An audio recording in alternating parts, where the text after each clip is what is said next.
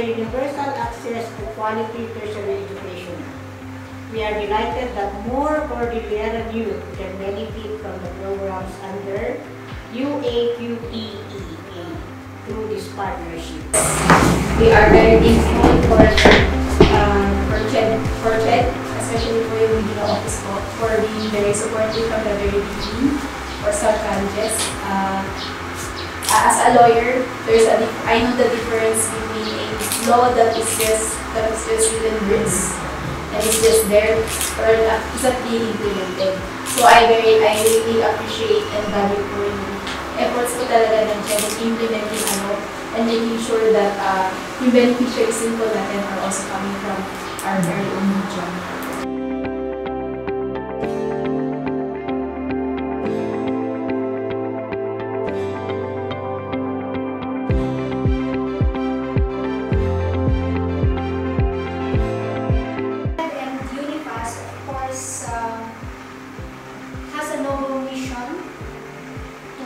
Empower our Filipino youth by making quality tertiary education accessible to all and universal.